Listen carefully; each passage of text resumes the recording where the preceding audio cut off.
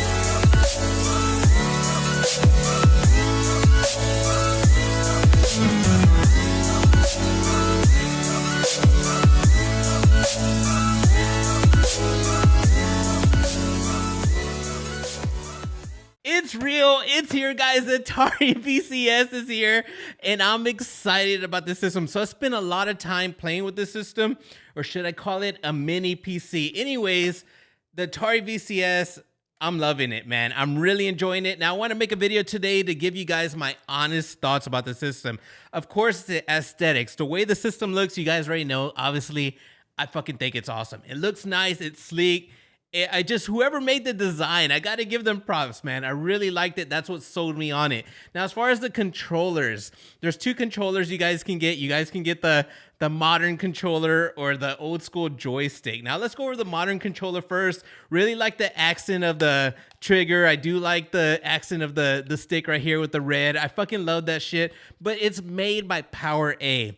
Power A isn't known for making the best quality controllers.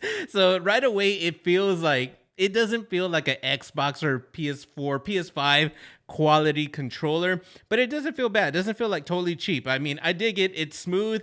It has like a smooth feel to it with the flat black.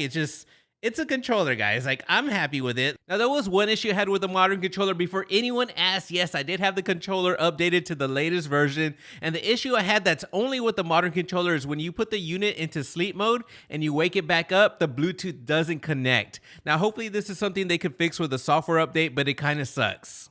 As far as the classic joystick, it's smooth, man. It works really good. It is very light. It feels kind of cheap, but just the way it looks, man. I love this thing.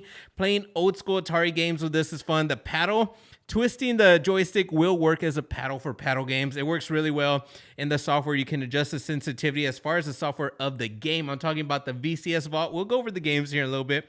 But this thing works good, man. I do enjoy the controllers, the look of it. I think that's what sold me, and so far I am happy with it. Now let's talk about when you boot the system up. Now it is using a custom Atari software on Linux, so right away you feel like a stutter, almost like you created something on a Raspberry Pi. It just doesn't feel right. I don't know. It just, to me, the menus are a little choppy. They're not smooth. It is what it is. I didn't expect like something like really badass, to tell you guys the truth. Now, going through the whole interface, it's very bare bones, and I hope they build upon it. Let's talk about the apps first. The first app I tried was AntStream. Now, I had never heard of AntStream. AntStream is basically the Netflix of retro gaming. So you get to stream your games here. I'm not a big fan of streaming games, but I wanted to test out the service with a 30-day free trial. So the game I tested out was the old school Mortal Kombat arcade. The first one, it's a game I'm familiar with. I said, let me try this out for input lag. And I gotta let you guys know, I don't know if it's the app, the VCS, or my internet. I don't think it's my internet, but I wasn't too happy with it. I did feel the lag, man. It just, the inputs after a while, they were good at first, and then throughout the game, it was just getting worse. And I was like, dude, I'm not gonna buy this. It's something I wasn't gonna buy anyway, but I wasn't really happy with the service. Now, that's my own experience. I've seen other people say good things about it. As far as me, it's like, whatever. Now, the other app I tried out was Plex. Now, I use Plex on my PS4. I use it on my Xbox. Like, it's a good app. I used it. It works fine. It works just like those apps. No problems with it. That's where I watch movies through my friend's server. It's badass. It worked out. Now, the one app that I was like, dude, really was YouTube. I tried the YouTube app. Now, just picture this. You're like, you're getting off work. It's been a long week. It's Friday. You sit on the couch. You turn on your VCS. You're like, I want to watch some YouTube. Well, guess what? As soon as you bring up the browser, yeah, I said it, right? I already spoiled it. As soon as you bring up the app, it's a browser. It's like, dude, what were you guys thinking? On the console mode, I understand it's a hybrid, but I would consider the VCS mode a console mode. Wouldn't the app be like the way the console apps are? Come on, the 3DS runs YouTube as an app. It runs it like a browser. Now, if you don't have a keyboard and mouse plugged in and you're on your couch far away from your TV, you can use the VCS companion app. We laughed at Nintendo for bringing an app to online gaming. This is whipping out your phone, and the app literally turns your phone into a mouse. There's the trackpad, the wheel, the right and left buttons. I mean, it works, I guess. I don't know. I would rather have an app. I didn't really like the experience with it. Now, there was a couple messages I typed on YouTube. For some reason, the keyboard was having a mind of its own. Like, I mean, my keys were being pressed correctly, but what was on the screen was different. I don't know if that was just like a glitch, because all of a sudden I restarted my system and started working fine. So I don't know, man. The companion app, it's all right. It'll get by, but there's so many better ways to watch YouTube. I'd rather stream it from my phone to the TV. I mean, it was not a good experience. Now, let's talk about the games. There's hardly any games in here. Now, the one that everyone's playing is a Atari VCS game, the Vault. They do have a Vault 2 for $5. This isn't the only place you can play this game. The games, the Atari games, the old school games in that Vault work really good. They work really well. That was expected.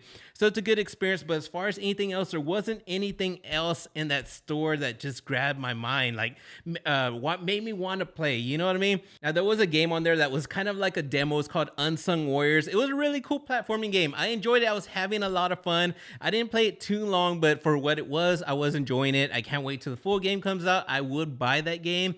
There was another game in there that was the most expensive game in the store for like $25. It was called Gun Tech. Now, if you guys were searching Atari VCS on YouTube, this developer had the kit, the dev kit before, was showing off his game. Now, this game looks really fun, but for $25, I don't know if it's worth it. You can get this game on your cell phone for like $3.99, and they're also going to have it on Steam someday. But I'm wondering if this $30 is worth it. Is there extra content from the cell phone version? I don't know, man. I just don't know if this is really worth it. I'm concerned about the store, but I don't give a fuck, man. I'm enjoying the old school games. That's why I bought it. That's the reason why mostly everyone bought it. So my experience is going good so far. It is what it is. It could be a lot better, but I'm still enjoying it. Now, the one mode, the reason why people are justifying the price is because this is a hybrid. It's got a PC mode in there. So you can literally, load up different operating systems. I ended up loading Windows 10. Now, I just want to tell you guys right away, if you guys plan on loading Windows 10, I would highly suggest you guys upgrade the system.